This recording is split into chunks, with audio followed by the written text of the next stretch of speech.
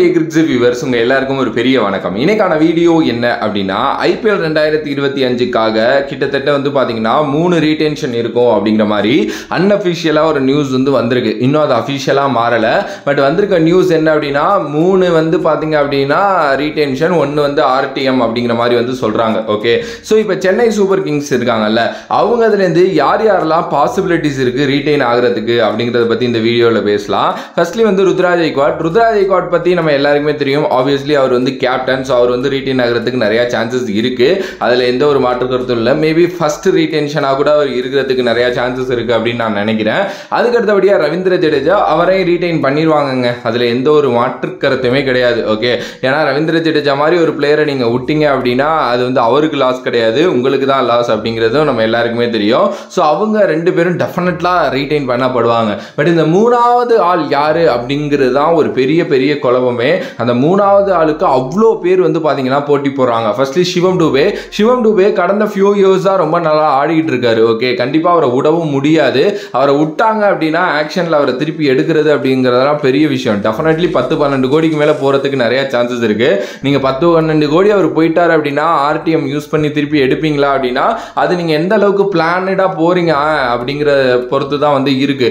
ஏன்னா நான் கிட்டத்தட்ட ஒரு 2 வருஷமா தும்சம் பண்ணிக்கிட்டு இருக்காரு. ஓகேவா, அதுக்கு முன்னாடியே அவர் 4-5 கோடி போற நல்ல பிளேயர் தான். ஸோ இதுக்கப்புறம் எனக்கு தெரியல. ஆப்வியஸ்லி 10-12 இல்லை, அதுக்கு மேல கூட போறதுக்கு நிறைய சான்சஸ் இருக்கு. சிவம் டூபே வந்து பாத்தீங்க அப்படின்னா ஒரு சான்ஸ் ரீடைன் பண்றதுக்கு. அடுத்தபடியா பதிரானாவும் அப்படிதான். சின்ன பையன், ரொம்ப நல்லா பண்ணிட்டு இருக்காரு. இந்தியன் பிச்சர்ஸ்ல ரொம்ப பயங்கர எஃபெக்டிவா வந்து பாத்தீங்க அப்படின்னா இருக்காரு. அவரோட இன்டர்நேஷனல் கெரியர் எடுத்து பார்த்தோம் அப்படின்னா இவர் உண்மையுமே IPL நல்லா பண்ற பதிரானா தானா அப்படிங்கிற கேள்வி வரும். ஆனா IPL அண்டர் MS தோனி இல்ல CSKல இருக்கிறப்போ அவருக்கு புதுசா ஏதோ சாமி வந்த மாதிரி ஒன்று பண்ணிடுறாரு. ஓகே, ஸோ அதனாலே வந்து பார்த்தீங்க அப்படின்னா ரொம்ப நிறைய வந்து அவர் மேலே ஒரு பெரிய எக்ஸ்பெக்டேஷன்ஸ் வச்சுக்கிட்டே இருக்காங்க. அவரையும் ரீடைன் பண்ண ஒரு வாய்ப்பு இருக்கு. இன்கேஸ் விட்டாங்க அப்படின்னா ரொம்ப கஷ்டம். ஏன்னா அவரையும் எடுக்கிறதும் ஒரு பெரிய குதிரை கொம்பு தான். அதுக்கு அடுத்தபடியாக வந்து பார்த்தீங்க அப்படின்னா நம்மளோட லைக் டெவான் கான்வே. இந்த வருஷம் டெவான் கான்வே விளையாடலை. ஸோ ஆனால் போன வருஷம் விளையாண்டாரு. பட் CSK கப் அடிச்சதுக்கு டெவான் ரொம்ப முக்கியம். ஏன்னா Devon Conway and Ruturaj Gaikwad அவங்களுக்குள்ள ஒரு நல்ல ரேப்போ கிரியேட் ஆயிருச்சு. நீங்க வந்து பாத்தீங்கன்னா இந்த வருஷம் டெவான் கான்வே விளையாடலாம் தான், ஆனா வந்து டீமோட எல்லாம் டிராவல் பண்ணதெல்லாம் பாக்குறப்போ வேற லெவல் பா அப்படிங்கிற மாதிரி தான் இருந்துச்சு. ஸோ டெவான் கான்வே டெஃபினட்டா திருப்பி எடுத்து தான் ஆகணும், வேற வாய்ப்பே கிடையாது. அது அவங்க RTMல எடுக்க போறாங்களா ரீடைன் பண்ண போறாங்களாங்கிறது தெரியல. பட் நீங்க ஆக்ஷனுக்குள்ள போனீங்கன்னா டெவான் கான்வேக்கு பெரிய காசெல்லாம் போக மாட்டாங்க. ஒரு மேக்ஸிமம் ஒரு 4-5 கோடியில முடிச்சிடலாம். மேபி அவர் ரிலீஸ் பண்ணி RTMல எடுக்கிறது கூட வந்து பாத்தீங்கன்னா நிறைய சான்சஸ் இருக்கு. அதுக்கு அடுத்தபடியா வந்து பாத்தீங்கன்னா ரச்சின் ரவீந்திரா பொறுத்த வரைக்கும் அவர் ஒரு நல்ல டேலண்ட்டுங்க. CSK அவரை யூஸ் பண்ணாங்க, அவருக்கு பெருசா மாற்றல ஒரு சில மேட்சஸ். ஆனா கடைசி மேட்ச் எப்படி ஆடினாரு அப்படிங்கிறது நம்ம பார்த்துருப்போம். But he is extreme talent. So என்னை பொறுத்த வரைக்கும் அவரையும் எப்படியாவது மறுபடியும் CSK எடுத்துட்டு வரணும். ஆனால் ரீடைன் பண்ண முடியுமா அப்படின்னா பதிரானா, டெவான் கான்வே, சிவம் டூபே மாதிரி பெரிய பேர் இருக்கிறப்போ அவரை ரீடைன் பண்றது ரொம்ப கஷ்டம் தான். மேபி RTMல மேபி ட்ரை பண்ணலாம், பார்ப்போம் அது என்ன நடக்க போகுது அப்படின்னு சொல்லிட்டு. அதுக்கு அடுத்தபடியா சமீர் ரிஸ்வியை நிறைய பேர் CSK ரீடைன் பண்ணணும் அப்படிங்கிற ஒரு எக்ஸ்பெக்டேஷன்ல இருக்காங்க. ஆக்சுவலி சமீர் ரிஸ்விக்கு கரெக்டான ரன் இந்த வாட்டி கிடைக்கவே இல்லைங்கிறது தான் உண்மை. அவருக்கு ஒரு ஃபேர் எனஃப் ரன் கொடுத்துருக்கணும். CSK கொஞ்சம் மேலே இறக்கி விட்டுருக்கணும். இது எதுவுமே பண்ணலை.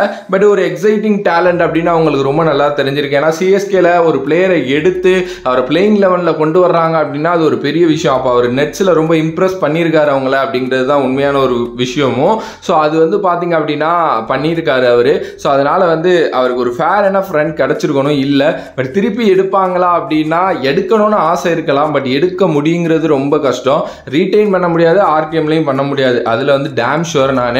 பட் ஆனால் மேபி ஆக்ஷனில் திருப்பி கம்மியான விலைக்கு எடுக்கிறதுக்கு நிறையவே சான்சஸ் இருக்கு. வெயிட் பண்ணி பார்ப்போம். இதுக்கப்புறம் யாராவது வந்து CSK ரீடைன் பண்ணுற அளவுக்கு இருக்காங்களா அப்படின்னா இல்லை, அவ்வளோதான். ஒரு சில பிளேயர்ஸ் இருக்காங்க, பட் அவங்களெல்லாம் ரீடைன் பண்ணுவாங்களா அப்படிங்கிறது ரொம்ப கஷ்டம். எங்கே ப்ரோ MS தோனி பேரே இல்லை அப்படின்னா அது MS எடுக்கிற முடிவு தாங்க. MS தோனி நான் அடுத்த வருஷம் விளையாடுறேன் அப்படின்னு சொல்லிட்டாருன்னா அவ்வளோதான். நம்மளோட ஃபேர் என்ன ரீடைன்ஸ் வந்து ருத்ராஜ் கெய்க்வாட், அதுக்கப்புறம் ரவீந்திர ஜடேஜா, அதுக்கப்புறம் MS MS தோனி இவங்க 3 பேர் தான், அதில் மாற்றுக்கிறதே கிடையாது. பட் எனக்கு என்னமோ வர்ற நியூஸஸ் அண்ட் என்னோட அந்த ப்ரிசெப்ஷன்லாம் வச்சு பார்க்குறப்போ MS லாஸ்ட்டு முடிஞ்சிருச்சு, இனிமேல் விளையாட மாட்டார் அப்படின்னு தான் நான் நினைக்கிறேன்.